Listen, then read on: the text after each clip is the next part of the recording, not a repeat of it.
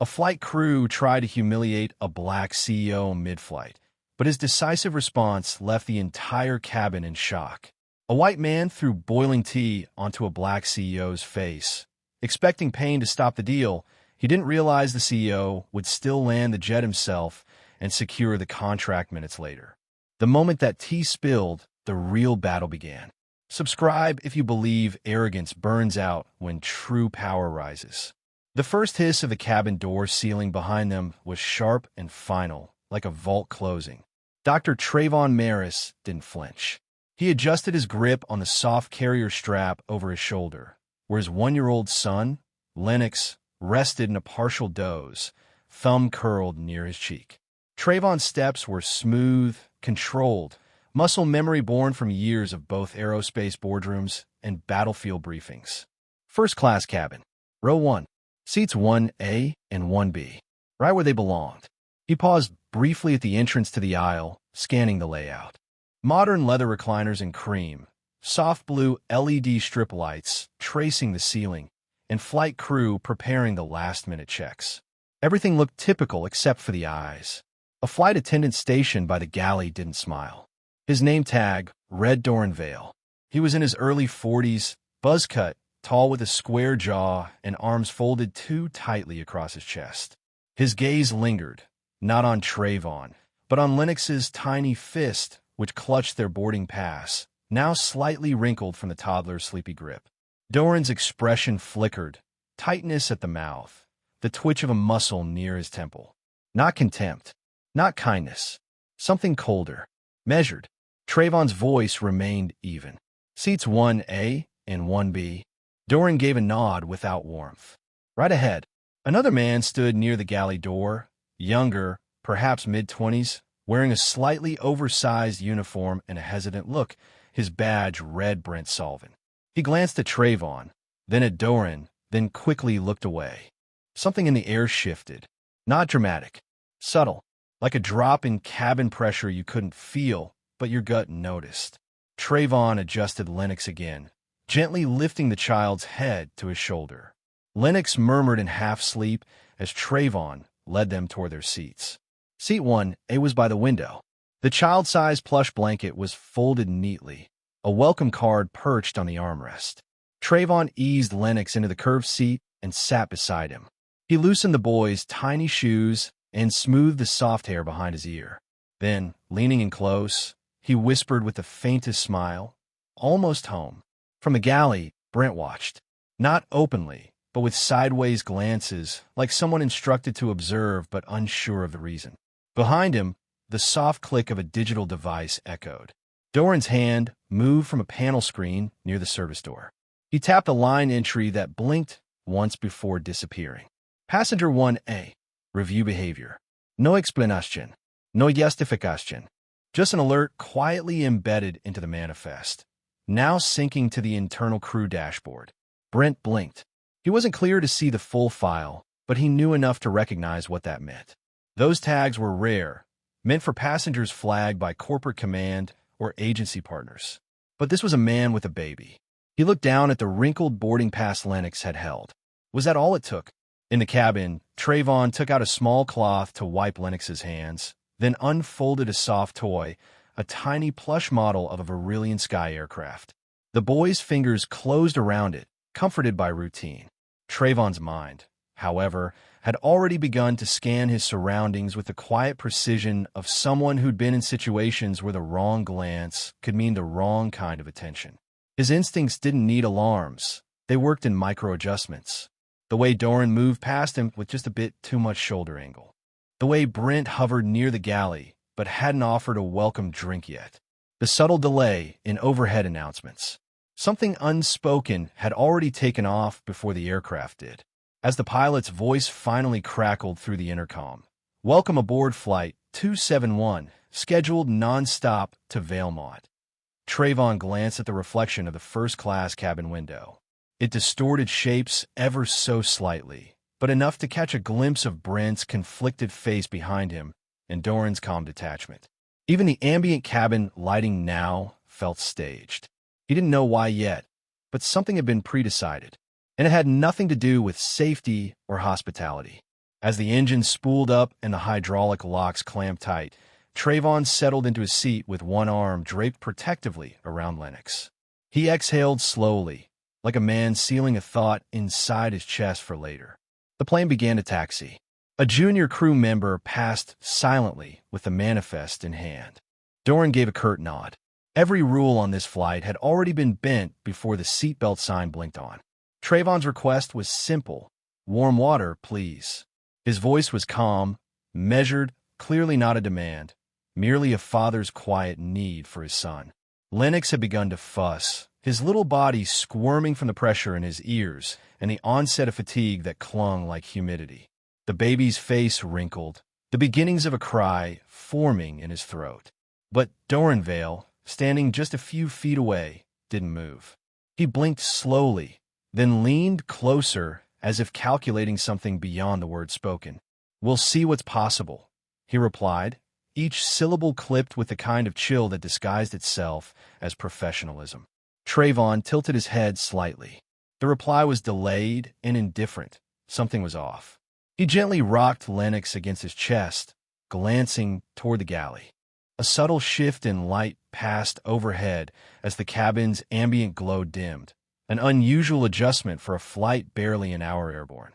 The screen on Trevon's armrest flickered once, then steadied. And then he saw him. From the rear service corridor, a new figure stepped into first class. Tall, thin, with the unnerving posture of someone who'd rehearsed stillness. He moved with a mechanical grace, as though trained not to disturb air itself. Trevon blinked. He hadn't seen this man during boarding, and he had memorized the manifest for personal security reasons. The man's badge read H. Corrin. He didn't smile. His gaze went not to Trevon, but directly, unwaveringly, to Lennox. Trevon's breath tightened. Something primal stirred. He tapped his watch discreetly, activating the optical recording embedded in the frame. The tiny indicator lit green, just under his cuff. Corrin continued walking, his shoes making no sound on the carpet. He paused by the service card, reached under the linen cover, and drew out a rectangular object wrapped loosely in cloth. He didn't unwrap it immediately, just placed it atop the cart like it was something ordinary. Then came Dorran. His approach was too casual, arms behind his back, lips pressed into a false neutral. But Trevon saw it, the twitch at the edge of his jaw, the practiced walk of someone preparing for confrontation, cloaked as procedure. Dorran glanced once at Corrin, then leaned forward slightly toward Trevon and said, "We've had reports of disruptive infants." The words hung in the air, unmoored from logic. Trevon stiffened. "He's just tired," he said, gently rocking Lennox, who now whimpered softly, no louder than a distant breeze. "I asked for water. We may need to secure him to the seat," Dorran continued, ignoring the reply entirely. The cart rolled forward. Corrin unveiled the cloth. Gray industrial duct tape. Not the airline brand. Not standard. Not even discreet. It lay coiled like a trap sprung open, unspoken, but loud with threat. Trevon froze. The urge to shield Lennox surged so sharply he nearly lunged backward. His left hand instinctively covered the baby's head, while his right curled protectively around the side of the carrier. "You're joking," he said, softly but with iron in the words. Dorran's face remained blank. He did not laugh. He did not flinch. No safety guideline, no FAA protocol in the world condoned taping a baby to a chair. Trevon knew this, and so did Dorran, but that wasn't the point. This wasn't about safety. It was about sending a message, asserting a power Trevon hadn't bowed to. The aircraft's luxury interior suddenly felt like a set, a stage for something rehearsed. Behind Trevon, a passenger in 2C leaned sideways slightly, sensing the tension, but no one intervened yet. Corrin stepped closer, now holding the tape loosely in one gloved hand. His other hand hovered near a pocket. Trevon noticed it and stored it. "This isn't protocol," Trevon said slowly, eyes locked on Corrin now. "It's intimidation." Dorran didn't deny it. Instead, he pivoted ever so slightly to block the aisle, signaling someone behind him with a subtle nod. Trevon heard movement toward the cockpit. He didn't turn to look. Instead, he whispered down to Lennox, who was starting to squirm. "It's okay, little man. Daddy's right here." But in his mind, he was calculating. Not just defense, but exposure. The duct tape had changed everything. It wasn't a threat, it was evidence. And he knew what they didn't. The duct tape wasn't for the tray table, it was for the child. "You lay that tape on my child, and you won't walk off this aircraft." The words left Trevon Marris's mouth with a quiet finality that cut through the artificial hum of the aircraft cabin. He stood with measured calm, lifting Lennox gently to his shoulder, shielding the boy's head with a protective palm. The tension in first class was so thick it muted the rattle of overhead vents and reduced every other sound to background static. Brent Sullivan, the youngest crew member on duty, stepped forward with a faint tremor in his voice. "Sir," he stammered, his fingers twitching near his regulation vest. I believe the captain authorized this protocol under passenger safety procedures." Trevon turned slightly, his eyes locking onto Brent's with surgical focus. He didn't raise his voice. He didn't need to. There is no FAA regulation that permits duct taping infants to seats, he said with steely clarity. "And you know it." Brent flinched. The words weren't loud, but they cut like cold metal. Dorran Vale, the senior flight attendant, didn't respond with surprise. Instead, he leaned toward the broad-shouldered crew member standing by the galley, Corin, and whispered something inaudible. Corin, who had remained silent and unreadable until now, gave a curt nod and turned away, disappearing into the cockpit without a word. A flicker of alert passed through Trevon's posture. His pulse ticked faster as a quiet alarm went off in his mind, the kind that had saved him on high-stakes contracts and near-miss crashes. He reached slowly for his briefcase beneath seat 1A, fingers curling toward the inner flap where his federal clearance badge rested. But before he could open the latch, the cockpit door swung outward with a sharp metallic click. Captain Elric Dorn stepped into the cabin, his uniform pristine, his face unreadable, except for the way his jaw clenched. His name tag glinted beneath the cabin lights. He didn't ask questions. He didn't introduce himself. He walked straight up to Trevon and reached out, not to shake hands, not to mediate, but to grab the baby. Trevon twisted instinctively, pivoting on the balls of his feet, shifting Lennox out of the captain's reach and tucking him behind his left shoulder. His other hand came up in a guard stance. "Do not touch my son," he warned, voice sharp now. But Captain Dorn didn't retreat. "Secure the passenger," he barked to the cabin. That command shattered the last thread of civility. But before Trevon could respond, a man in seat 2C, a wiry, pale-skinned passenger in a gray vest, stood up abruptly and knocked over his drink. "Hey, what's going on here?" he yelled, not in defense or protest, but sheer confusion. The commotion diverted the attention of the crew for just a second. It was all Trevon needed. He struck. His right fist moved fast and surgically, cracking across Elric Dorn's face with a force-born not of anger, but precision. A bone snapped. The pilot's nose collapsed inward with a sickening crunch. Blood sprayed sideways, streaking down his lip and onto the lapel of his blazer. Dorn staggered backward, slamming into the service cart with a muffled grunt. Gasps exploded throughout the cabin. Lennox whimpered, but Trevon adjusted his arm to keep the child close. All around them, passengers lurched in their seats, unsure whether to panic, shout, or record.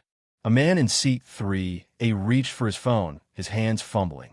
But Brent, eyes wide in panic, rushed toward him and yanked the phone out of his hand. "No filming," Brent shouted, his voice cracking under pressure. The intercom sparked to life. "Cabin lockdown protocol in progress. Please remain seated." The mechanical voice repeated like a distant drumbeat of doom. Lights flickered as systems re-engaged. Trevon didn't wait. He ducked low, clutching Lennox tighter, and moved quickly toward the forward lavatory. He slipped past a frozen flight attendant near the bulkhead and sealed the door behind them with a quiet click. Inside the narrow space, Trevon braced himself against the sink and held Lennox against his chest, breathing steadily to calm the baby. With his free hand, he reached into a hidden pocket inside his jacket and pulled out a small black device the size of a coin. He pressed a recessed button. A soft green light blinked 3 times. The emergency beacon embedded in his luggage tag had been activated. It would send a burst ping to a classified satellite relay tied to his federal contractor profile, reserved for elite emergency escalation. He cradled Lennox gently, whispering in the dark, "They don't know what they've triggered, son, but they're about to." Back in the cabin, Brent's voice trembled as he confronted Dorran near the galley. "He's just a father. This is going too far," Brent said. But Dorran's eyes were cold, narrowed, calculating. He laid hands on command, he snapped. "This goes federal now." Trevon, behind the lavatory door, tightened his grip on Lennox. He didn't know who would respond to the beacon, or how quickly, but he knew one thing with clarity. They crossed a line they weren't ready for. He didn't know it yet, but someone had just triggered a federal alert override tied to Trevon's ID. The jet wasn't the only thing flying toward turbulence. So was everyone's career on board. The pilot's knuckles grazed past Trevon's cheek as he leaned just slightly to the left, the second punch missing by a breath. Trevon pivoted on the ball of his right foot, anchored Lennox more securely to his chest, and let muscle memory take over. His arm snapped forward, swift, precise, and connected with Captain Elric Dorn's face. The blow landed clean on the bridge of the pilot's nose. The crack was immediate, sharp as a snapped pencil in a silent room. Elric staggered backward, clutching his face as a geyser of blood burst between his fingers. He cried out, a guttural sound of pain and disbelief, as he fell hard against the service card, which rolled slightly under his weight, crashing into the wall with a metallic groan. Trevon didn't flinch. His focus narrowed. Around him, passengers gasped. A woman screamed from further back. Someone shouted, "Is that the pilot?" Another voice cried, "What's happening up there?" Lennox, startled by the chaos and the sudden movement, began to cry harder. Trevon instinctively rocked him with one arm while keeping his body at a defensive angle. His breathing remained measured. Shallow inhales, slow exhales, training from years of high-stakes negotiations and battlefield-adjacent encounters flooding back. But this wasn't a boardroom standoff or a simulation. This was real, fast, and deeply personal. In 3, a man pulled out his phone, trying to record. But before he could lift it past his shoulder, Brent Sullivan appeared out of nowhere, his face pale and panicked. He grabbed a device. "You can't film this. Please, just stay seated," Brent said, his voice strained and high-pitched, more desperation than authority. The passenger recoiled, but didn't resist. Then came the hiss and buzz of the intercom. Flight lockdown protocol in progress. The robotic voice was cold, detached. Trevon's jaw tightened. He recognized what that meant. They were isolating the cabin, locking digital communications, restricting crew access points, freezing cabin data logs. He had seen similar protocols drafted during aerospace cybersecurity briefings. In the wrong hands, they could rewrite history mid-flight. Moving swiftly, Trevon backed away from the scene. He scanned the aisle, locating the forward lavatory bulkhead just beside the galley. Keeping his frame between Lennox and any possible threat, he stepped toward it, pressed the panel, and slipped inside. The door slid shut with a soft click behind him, sealing them into the narrow space. The sterile scent of sanitizer filled the tight compartment. Lennox wailed, tears tracing down his small cheeks. Trevon crouched slightly and whispered, "I've got you, little man. You're safe now. I promise." With his free hand, Trevon reached into a concealed lining of his carry-on luggage tag, withdrawing a thin, black rectangle no larger than a card. It was a Class 3 emergency beacon, integrated into his travel kit by his private security contractor, standard issue for high-value individuals in foreign airspace. He pressed and held a recessed node. A soft green pulse lit the tag before disappearing. "Ping sent," he murmured. "Coordinates locked." Outside, muffled voices rose in argument. He could just make out Brent's voice, shaky and cracking. "He's just a father. He didn't start this. You all saw it." Another voice, firm, clipped Dorran Vale. He laid hands on command. "That makes it federal now. Don't play innocent, Brent. You want to keep your uniform or not?" Trevon closed his eyes for a second. Dorran's tone wasn't just procedural, It was personal. Something deeper ran beneath this incident. There were too many inconsistencies. Why had the pilot emerged in the first place?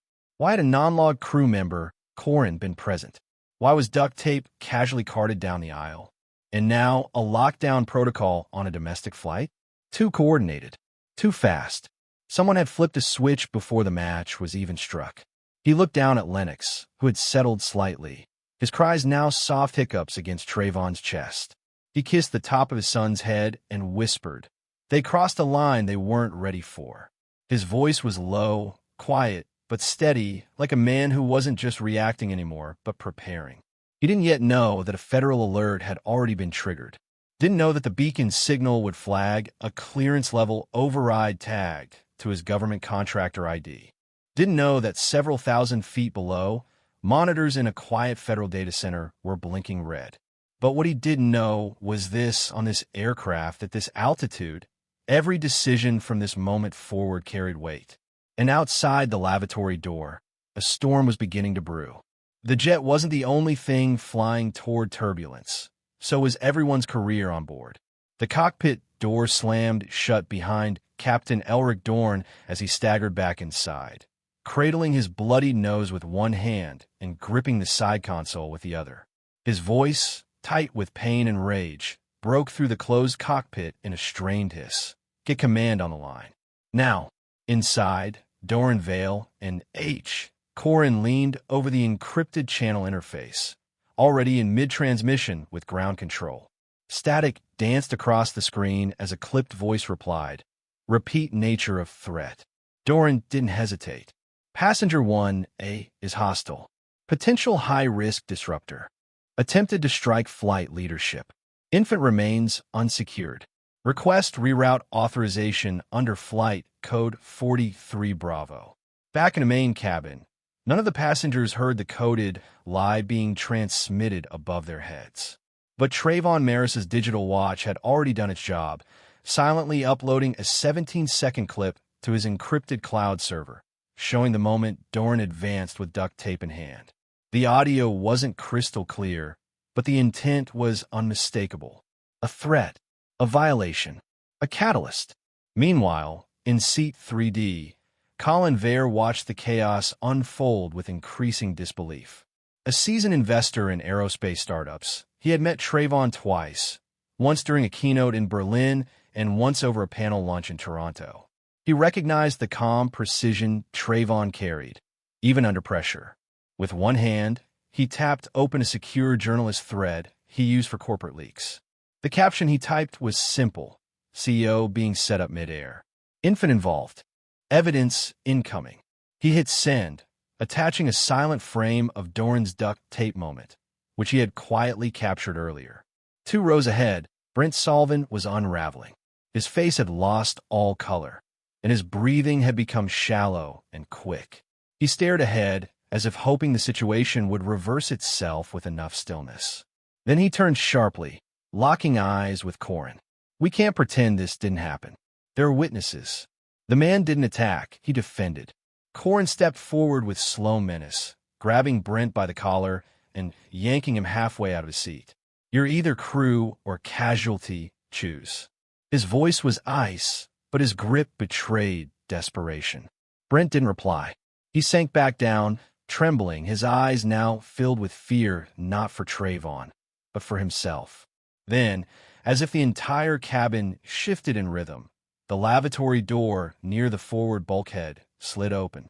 Trevon emerged, Lennox strapped safely across his chest in a soft gray carrier. The baby's cheeks were flushed from crying, but his eyes were wide with the innocent calm of trust, safe in the arms of his father. Trevon's posture was deliberate. His shoulders were squared, his jaw set. There was no panic, only precision. He stepped into the aisle and walked forward slowly, his every footfall steady against the muffled hum of the aircraft. The whispers died. Heads turned. A strange silence swallowed the cabin, broken only by the faint crackle of turbulence outside. Trevon reached the intercom panel beside the galley, pressed the override button, and spoke with a voice that didn't shout, but carried weight that pressed against the ribs of every man on board. This is Dr. Trevon Marris. Some of you know my work. To the rest, I'm a father, and someone tried to tape my child to a chair. There was no flourish, no anger, just truth. The stillness that followed was thunderous. Eyes darted toward crew members. Dorran and Corin froze near the cockpit bulkhead. Brent stared at the floor. Colin Vale tilted his phone ever so slightly and pressed record. Then, from the back of the first-class cabin, a slow sound emerged, unexpected and defiant. A single clap. One man, older, his hair gray at the temples, began to applaud. Then another joined. Then 3 more. No one cheered. It wasn't celebration. It was recognition. Trevon didn't move. He didn't nod. He didn't blink. He held Lennox just a little closer, as if the child's heartbeat steadied his own. Dorran took a hesitant step forward but stopped himself. Something had shifted. The narrative had cracked. For the first time since takeoff, Trevon Marris didn't feel like a passenger in someone else's version of events. He was the author now. The ripple of applause faded, but its meaning lingered in the air, cutting through crew hierarchy, false codes, and the pressure of institutional force. Brent rose slowly from his seat. His lips parted as if to speak, but no words came. Somewhere in the back, a hand reached out to comfort another, strangers bound by a single revelation. The truth was finally louder than the protocol. Trevon let the intercom fall silent. Then, without another word, he turned, walked back toward his seat with Lennox still close, and sat down in 1A, right where he started. The cockpit lights flickered once, as if something inside the aircraft itself had shifted in allegiance. The father had taken back the plane, not by force, but by truth. Trevon felt the subtle shift in the cabin before the announcement came. A jolt of turbulence tilted the lights overhead, causing one of the overhead compartments to rattle faintly. The passengers collectively gasped, but the unease wasn't from the movement, it was from the stillness that followed. The crew had gone silent, eyes cast away from passengers, lips sealed. No reassurances, no explanations. Trevon stood in the aisle, Lennox swaddled securely against his chest in the baby carrier, his body gently absorbing the plane's vibration. Around him, a quiet tension thickened. The air felt charged, not just with altitude, but with anticipation. The cockpit hadn't responded to the call button in 15 minutes, and now an elderly man in 4B groaned, clutched his chest, and slumped sideways briefly before stabilizing himself. A passenger rushed to his side. Still, no crew member moved.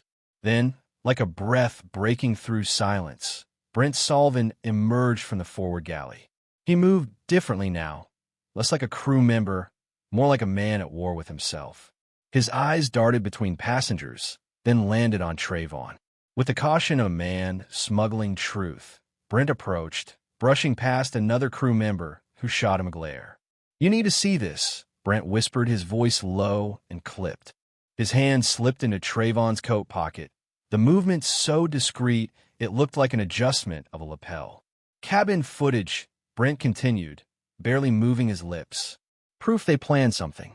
Before Trevon could respond, a static-laced voice crackled over the intercom, disguised as a routine alert, but holding the weight of something more sinister. "Prepare to reroute. Authority override pending." Trevon's gaze snapped to the cabin screen above. The red line marking Flight 271's path shifted. Valemont, their destination, faded out. A new endpoint blinked into place. Havre Air Command Base. Not a city, not a civilian airport. A military-grade redirect. His breath tightened. Not from fear, but from calculation. "They're trying to intercept me under the pretense of national risk," he muttered under his breath, loud enough only for Lennox and Brent to hear. Trevon's mind raced. He knew the codes, knew the pattern. The route change wasn't random. It was a redirect based on external clearance. Someone had reclassified this flight. Someone powerful. And someone wanted him contained before they reached civilian ground. Brent leaned closer again. "There's one more thing," he said, swallowing. His face had gone pale under the overhead lights. "Someone on this flight filed a false passenger code under your baby's name." The words didn't register at first. Trevon turned his head, eyebrows drawn. "What do you mean?" Brent hesitated, then answered quietly. They marked Lennox as a biometric asset. Trevon's pulse surged. A single bead of sweat rolled down his temple.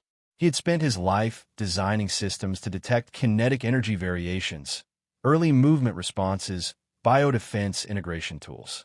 That research was meant for high-risk field detection, not infants. Not his child. Martau? Trevon asked, his voice sharpened now, stripped of pretense. Brent glanced around and lowered his tone further. Not flagged like a person. Flagged like equipment. Like cargo with embedded tech. They must have scanned his ID against a backdoor system. They didn't expect you to board with him. Trevon felt heat rising in his chest. Lennox, unaware, cooed softly against his shirt. What system flagged him? Trevon asked, although he already knew the answer. There were only a few biometric alert networks that could redirect a federal aircraft in midair, and he had helped build 2 of them.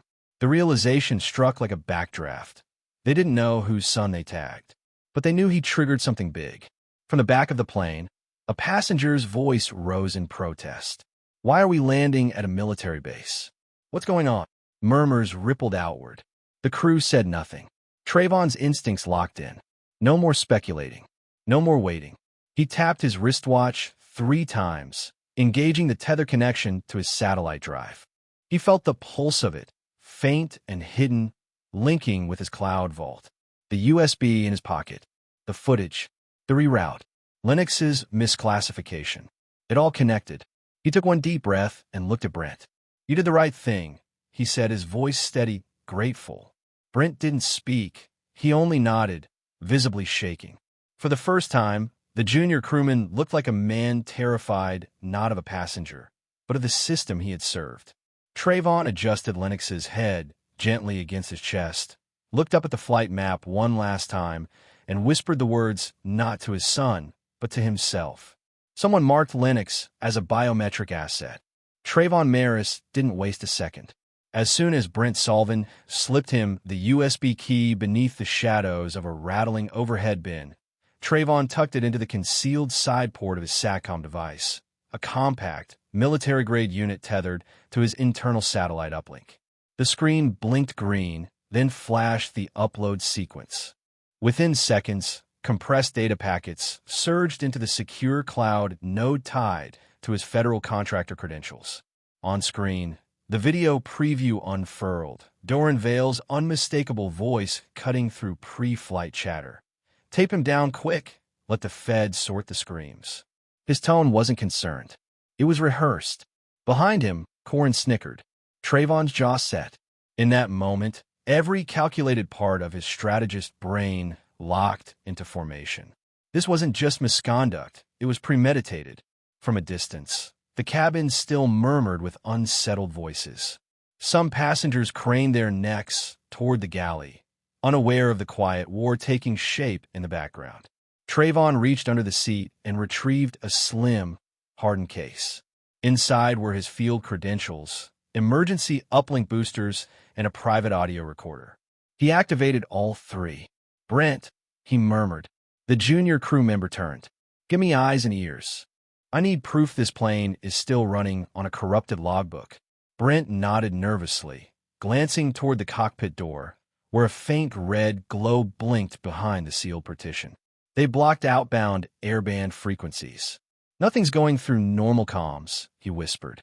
Then we go around them, Trevon replied. I'm already routing uploads through my own channel. Colin Vare, still seated near the emergency exit, caught Trevon's eye.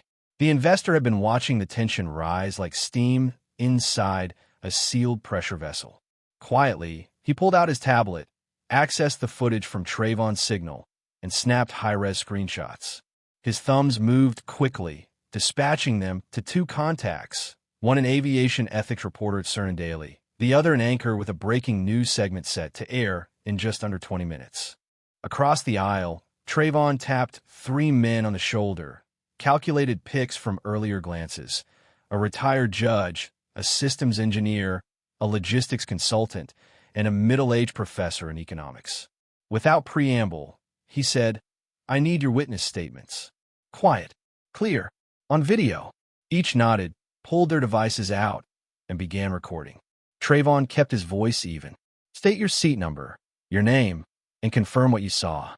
Make it factual. No opinions. Truth alone will hold the line. Brent moved to the cabin controls beneath the forward service console. With fingers trembling but steady, he bypassed the local feed security, patching the internal channel in a Trevon satellite relay. A second signal was now alive.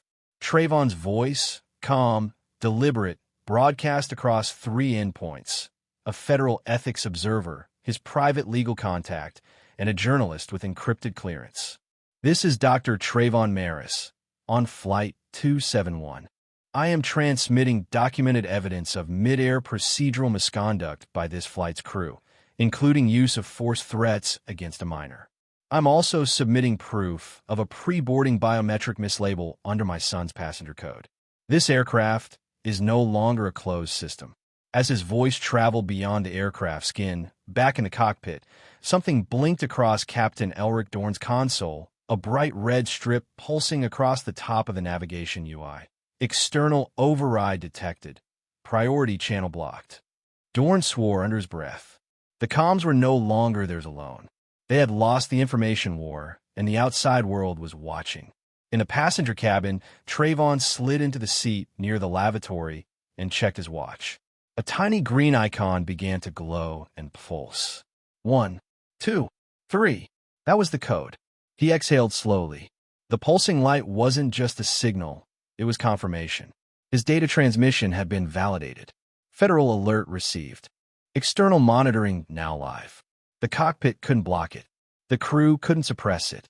The narrative was no longer in their control. Trevon looked up, scanning the uneasy faces around him. Behind the curtain of altitude and forced hospitality, the illusion had cracked. He whispered to himself, his voice low but resolute. We've been intercepted by the truth. The attacker smirked, certain the injury would break him, unaware that the CEO's focus only sharpened. Every witness, every clause, and every second inside that cabin built toward one unstoppable comeback. If you believe cruelty under entitlement folds when discipline meets strength, hit subscribe now. Justice never hesitates. The wheels hadn't even touched the runway when the aircraft cabin felt colder, heavier.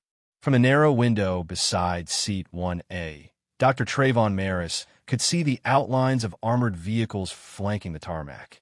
Floodlights painted the landing strip in hard, sterile white. But more jarring than the military convoy was the small group of men standing near the terminal. 2 sets, separated by posture, uniform, and intention. The aircraft hissed as it slowed to taxi. The cabin buzzed with low murmurs, attention pressing down like unspoken static. In the front galley, Dorran Vale clutched the side panel and leaned in toward Brent Sullivan, his tone low and sharp. Erase the manifest logs. Now.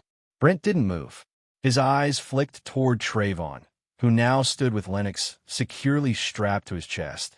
The baby's tiny hands curled against his father's chest. Trevon wasn't pacing, wasn't speaking, but he was watching, measuring. The aircraft came to a complete stop. Without the usual chime or cabin door motion, the silence deepened. Then, the cabin door creaked open, and 2 figures stepped inside. The first wore the crisp, midnight blue uniform of Base Command. He was flanked by an officer whose silver badge bore the insignia of the Federal Passenger Ethics Bureau. Between them stepped a third man, tall, composed, and immediately familiar. Lieutenant Corvin Merrick. Trevon's jaw flexed. He hadn't seen Corvin since their training days at the Aeronautical Defense Academy, nearly 2 decades ago. But the moment Corvin's gaze met his, something passed between them. Not nostalgia, but alignment. Corvin raised his hand, voice steady. No one leaves this aircraft until verified debrief. The man from Base Command scowled. This is a matter of federal disruption. He attacked a pilot. Corvin cut him off. You've received no video. I have. And until chain of evidence integrity is confirmed, no forced removals. Trevon felt the shift. This wasn't an arrest. It was a collision of narratives.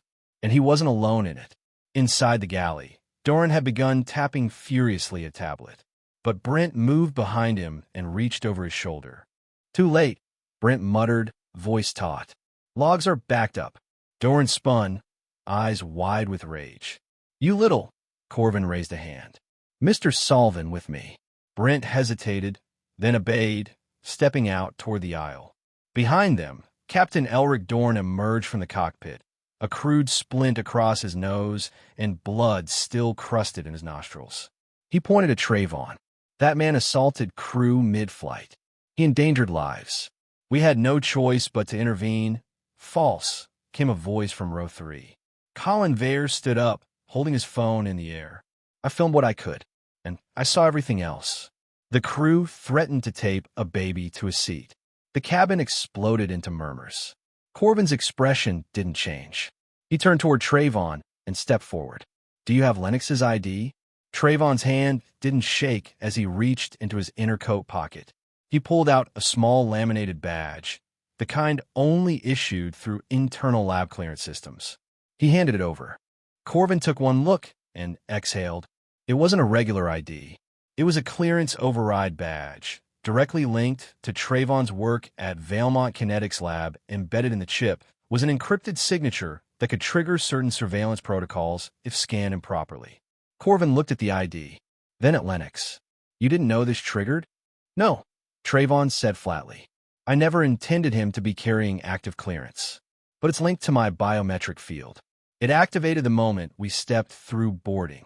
Corvin nodded slowly, as if a larger puzzle piece had just clicked into place. Back at the galley, Dorran snarled. So what? You're saying he set this up? No, Trevon said, voice sharp. I'm saying you misread it and escalated it based on profiling, not protocol. Elric stepped forward. This baby was a security risk, but even he knew the words sounded hollow. Trevon turned toward Corvin. His voice lowered but didn't waver.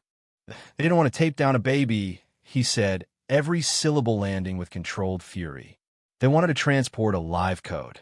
The terminal doors sealed shut with a hydraulic hiss, locking Flight 271 and everyone on board in a moment suspended between chaos and consequence.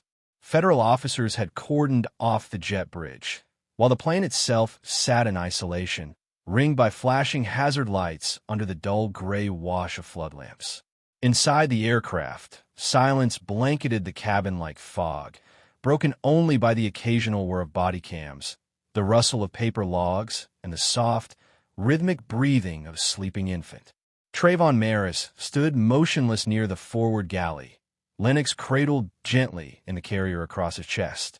His suit jacket was wrinkled from the ordeal, his collar slightly askew, but his posture remained upright, composed yet coiled. He hadn't spoken in nearly 20 minutes. There was no need. His calm had become louder than any protest. Investigators moved methodically through the aisles, reviewing every device, seizing crew tablets, and duplicating the security footage from the onboard system. Dorran Vale was seated at the rear of the plane under silent watch, arms folded but fingers twitching. Captain Elric Dorn sat a row ahead, his nose encased in a rigid field splint, the swelling now spidering across his brow. Brent Solvin, the youngest of the crew, sat apart, fidgeting with the seam of his cuff. The air held a dense charge, as if justice itself was waiting to be declared. Then came the surprise. Passenger 4A, who had remained almost entirely silent throughout the flight, stood up. He was a tall, lean man with silver temples and a deliberate gait. He held up a badge, sleek, black, and unmistakable, Galen Voss, independent aviation auditor. The room shifted. Everyone, including the investigators, turned. I observed no fewer than 12 procedural violations on this flight, Voss said evenly, 5 of which fall under category Tier 2 risk. He paused, then tapped his tablet. But this, he turned the screen to show a paused frame. Dorran Vale placing duct tape atop the cart, smirking toward the cockpit. This is Tier 1 misconduct. It's assault preparation under the guise of compliance. A murmur rippled through the cabin. Corvin Merrick stepped forward, flanked by tribunal officers. Conduct a field tribunal. Now, his tone cut through the moment like a blade. A portable table was unfolded on the tarmac just outside the aircraft, and the first witness was called Brent Salvin. Hands trembling slightly, Brent stepped into the makeshift spotlight and took the mic. I want to testify under full protection, he began, voice hoarse. There was a memo from Verilion Sky HR. It circulated 2 days before the flight. It warned us to closely monitor solo male passengers with infants for escalating behavioral signs. He swallowed. That memo was used to justify surveillance tags on passengers like Dr. Marris. It wasn't about safety. It was about a narrative. He pulled a crumpled paper from his jacket, stamped and dated, and handed it to Corvin. The crowd stilled. One of the tribunal officers leaned in, reading the lines under breath. Trevon watched, unmoving, a quiet fire behind his eyes. He stepped forward next. When he took the mic, there was no rage, only razor clarity. This was never about noise or rules, he began, his voice steady. It was about fear of control, about not understanding that a black man could be powerful, protective, and precise in the same breath. His gaze swept the faces around him, some ashamed, others stunned, a few defiantly still. They mistook my son's cry as disruption, but it was a signal of life, of truth, of resistance. Galen Voss raised a hand. This tribunal recommends immediate administrative custody for Captain Elric Dorn and flight attendant Dorran Vale, pending full federal review. Corvin didn't blink. Agreed. Proceed. Elric stood, nostrils flaring, but made no move. Dorran tried to speak, but was silenced by the weight of evidence. Federal agents moved in. Cuffs clicked, and Trevon stood in the floodlight glow, his son still fast asleep against his chest. He didn't smile. He didn't gloat. He simply adjusted the baby's blanket and whispered something no one else could hear. Then came the ruling, firm and final. Trevon Marris, cleared of all misconduct. There was no applause, only a profound stillness, as if the system itself had exhaled. The father turned away from the table, eyes fixed ahead. As he passed the cameras, the crew, and the blinking hazard lights, no one dared stop him. The baby they tried to silence had just rewritten the manual. The storm didn't wait. 48 hours after Flight 271 touched down, the fallout detonated across every network, newsroom, and boardroom in the nation. Verilion Sky's headquarters in Valemont was locked in crisis mode. Executive meetings went on through the night. Legal teams scrambled for plausible narratives, and the internal crew evaluation protocols were abruptly suspended for review. But the suspension wasn't an act of ethics. It was survival. The headline on nearly every major outlet read the same. CEO defends infant midair. Pilot arrested. The image of Trevon Marris shielding his child while blood from a broken nose painted the aisle was already seared into the public's conscience. But the media, hungry for commentary, found themselves staring into silence. Trevon refused every interview. No televised statements. No social media posts. No leaks. While the world begged to hear his voice, Trevon sat quietly in his study with the lights low, Lennox asleep on his chest, and a whiteboard full of names behind him, victims, dates, flight numbers. He wasn't preparing a rebuttal. He was building a case. A systematic, irrefutable case. If they made me a symbol, he told his legal advisor, Dorran Vale, I'll use it, but on my terms. That night, Orrin filed a formal request for an open-record congressional hearing. The strategy wasn't emotional, it was surgical. Trevon knew that noise fades, but structure reforms. While the media speculated, he personally reached out to parents who had submitted discrimination complaints over the past 5 years. Some were archived, others were quietly dismissed. But the patterns emerged quickly. Almost all of them were solo male guardians of color, flagged for excessive calming attempts, repeated requests for infant aid, or non-compliant carrier use. Trevon read each one. Then he began calling. Meanwhile, Brent Salvin had vanished from public view. Placed under protective status after testifying during the initial debrief, Brent's internal struggle hadn't ended with the landing. He wrestled daily with guilt until he opened the encrypted folder he had once feared to touch. What he found was worse than any scenario he'd imagined. 6 internal memos, all dated before Flight 271. The most chilling one was titled Infant Composure Protocol 6. It wasn't just policy, it was training. Brent's fingers trembled as he scrolled through photos of mock drills, where actors played parents with crying infants. In one simulation, a baby doll was duct taped to a seat while instructors evaluated response time and containment posture. Worse, the memo suggested these scenarios were applicable in cases of confirmed manifest concern, a term vague enough to justify anything. Brent didn't hesitate. He forwarded everything to Dorran Vale. Hours later, Trevon stood at a press room podium, not in front of reporters, but in front of 20 invited legal observers, 2 congressional aides, and a camera with a secure live feed. The room was quiet. Trevon held a printout of the memo in one hand, the USB in the other. "You think I'm the only one they tried to tape down?" he asked, his voice low, steady, unshaken. A murmur moved through the room, but no one spoke. Trevon didn't elaborate. He didn't need to. His silence now carried weight, not absence. Back at Varillian Sky, panic took a new shape.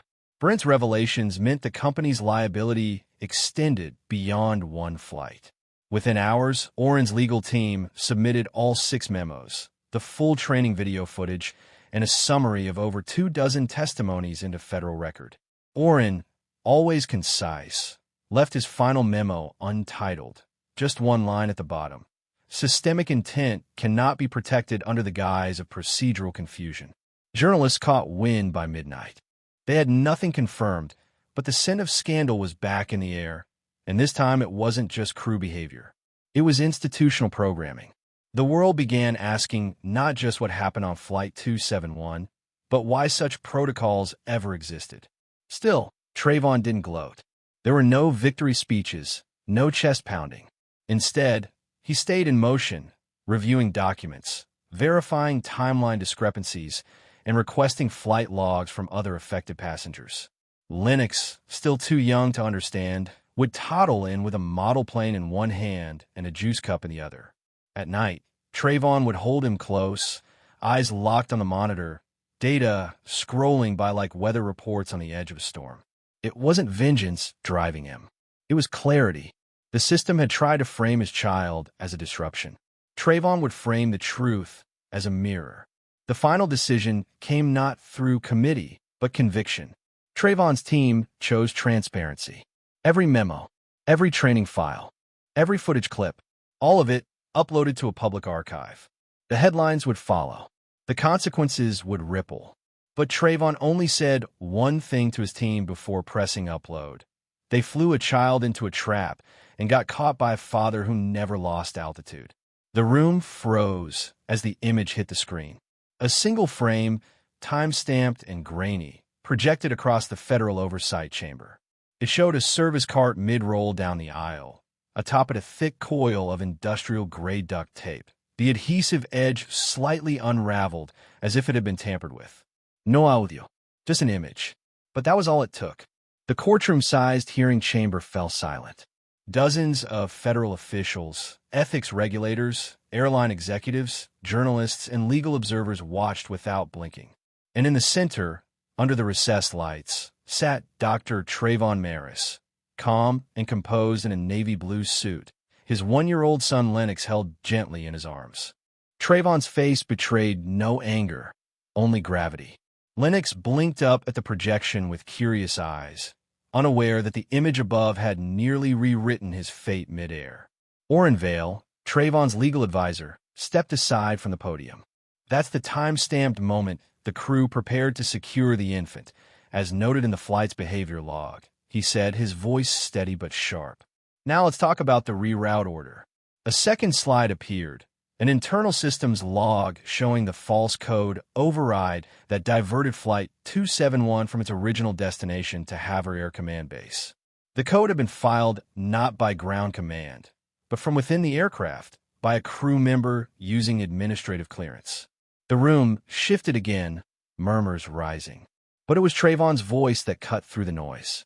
"This wasn't a misunderstanding," he said as he stood, gently passing Lennox to Dorran, who nodded and held the child with surprising tenderness. Trevon approached the mic. His posture was straight, voice level. This was operational bias disguised as procedure. A wave of silence followed. Every camera in the room focused in. From the moment we boarded, I was watched. Not for safety, not for compliance, but for proximity to power. And when they realized my son was holding a biometric ID, they didn't ask, they acted. Some shifted uncomfortably in their seats. And what action was that? One council member asked, adjusting his tie. Trevon glanced at the monitor. They tried to tape down a child. That wasn't discipline. That was doctrine. The chamber leaned in. But Orrin lifted a hand, signaling there was more. A forensic data analyst named Dorran Vale stepped forward from the left side bench, wheeling in a cart with a secure display terminal. With a few keystrokes, he projected a new slide, a flow diagram of how passenger data was scanned on boarding. This, Derek said, is the real engine behind the incident. He highlighted a code string in red. When Lennox Marris boarded, his ID, unbeknownst to his father, triggered a biometric anomaly flag. The system identified him as a live asset due to embedded trace code linked to kinetic research patents. The match didn't stem from a threat.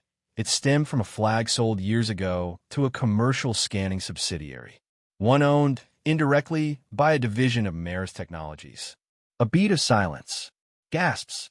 Shifting chairs. Pins dropped. The revelation hit like a hammer. Trevon's eyes narrowed, not with shock, but realization. Somewhere deep inside, he had feared this. A council member leaned in, incredulous. Are you saying the system that flagged your child was yours?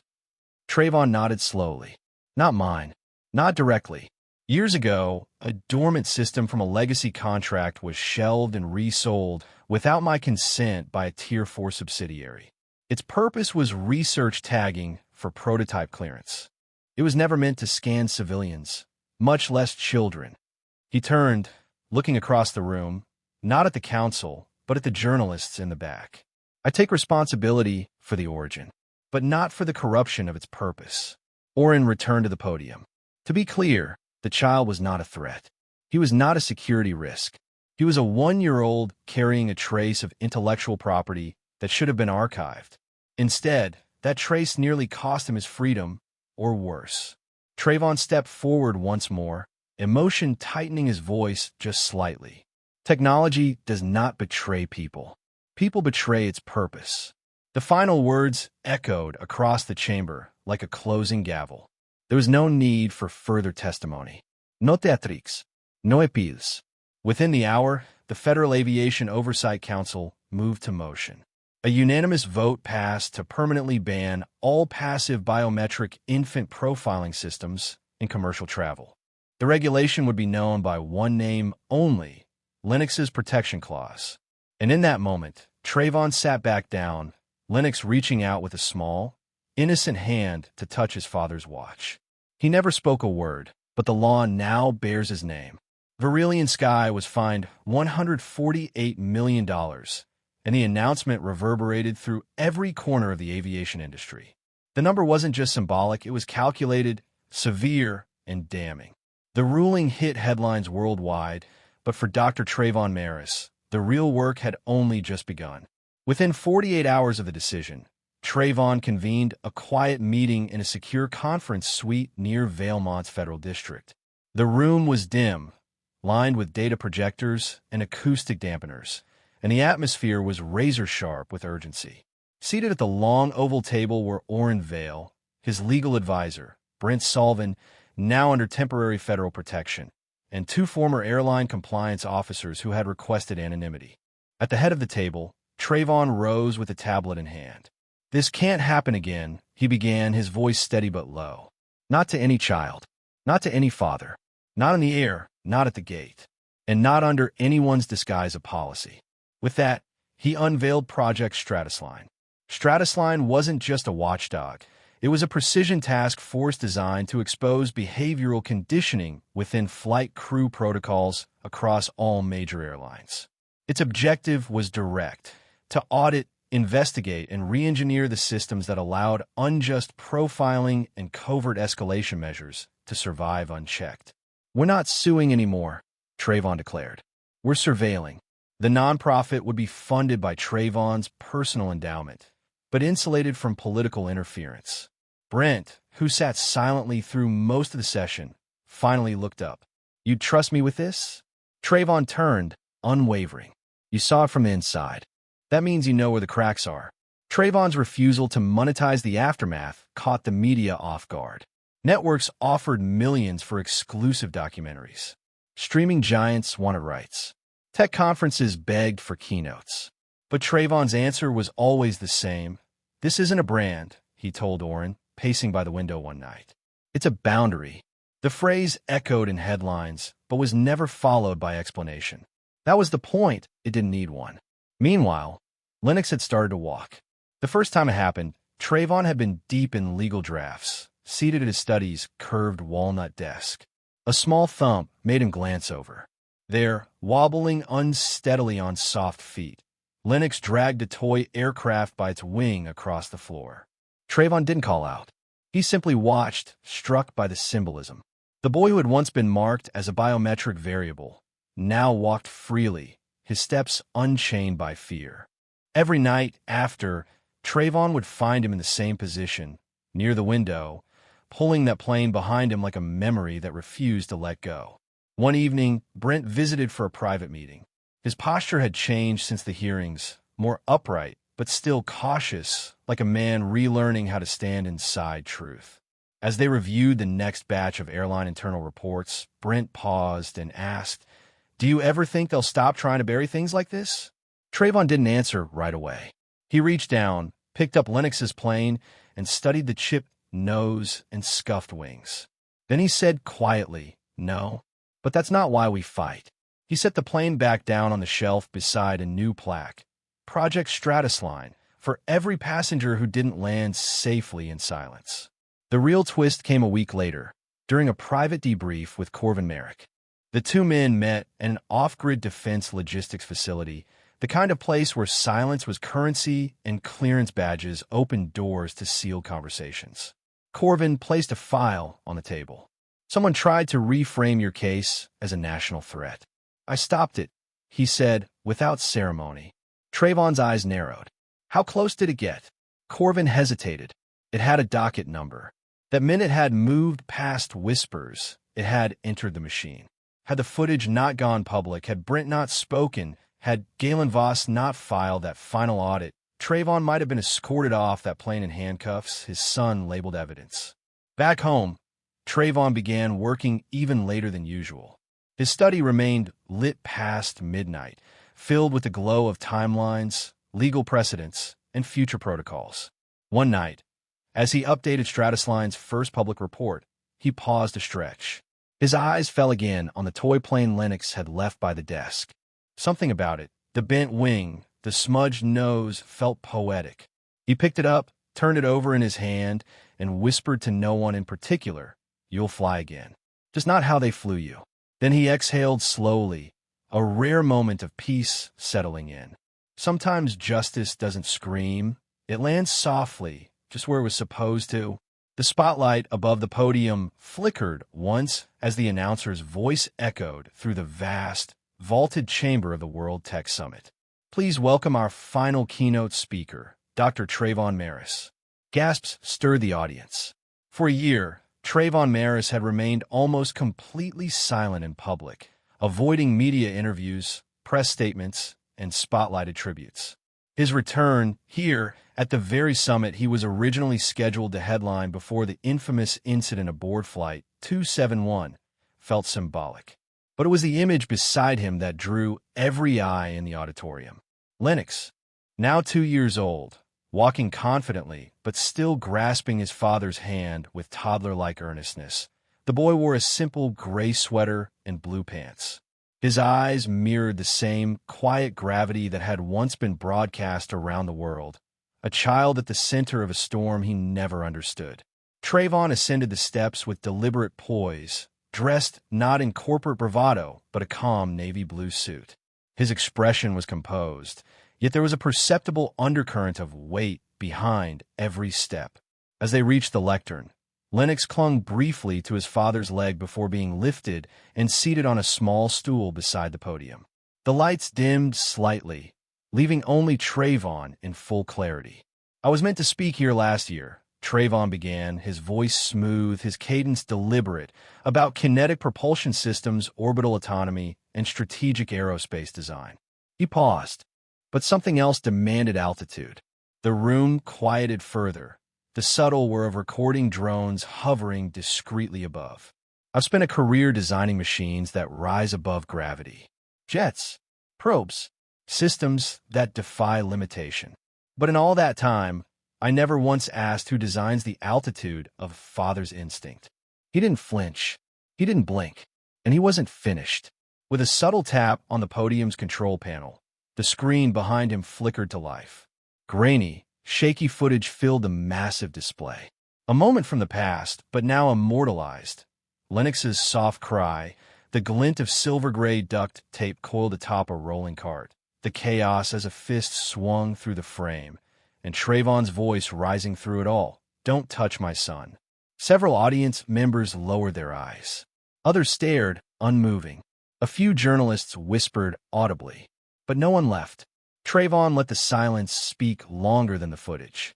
Then, stepping to the side of the podium, he retrieved a transparent, sealed capsule from a waiting aid, secured with etched titanium clamps. "I brought something with me." He held it up. Inside were 3 items. A folded strip of industrial duct tape, frayed at the edges, a torn infant ID badge with the serial trace still faintly legible, and a USB key labeled in his handwriting, "Truth at 31,000 feet." "This capsule," he said, "will remain here, permanently housed at the summit's entrance exhibit, not as a story about me, but as a question to those who build the future." 2 security staff and a technician stepped forward, opening a side panel beneath the stage, a recessed memorial casing in dark crystal and steel. Trevon carefully knelt and slid the capsule inside. The panel hissed closed. Then, with a final press of his thumb on the biometric plate, the memorial illuminated. A single quote appeared, etched below the glass in burnished silver lettering. Trevon read it aloud, his voice softer now, no longer addressing just the audience, but the past, the present, and perhaps Lennox himself. "When they tried to tape down my child, they taught me how far I was willing to rise." Minutes later, the CEO emerged bandaged but unbroken, signed the contract, and left the attacker's arrogance in ruins. His victory landed harder than any hit. If you believe real authority handles pain with precision and still wins, subscribe now. Justice always lands first. Disclaimer: the story you just watched is fictional. It explores racism, abuse of authority, and the moment courage and integrity confront cruelty. Its purpose is to raise awareness, inspire empathy, and encourage conversations about equality, accountability, and standing up for justice in high-pressure situations.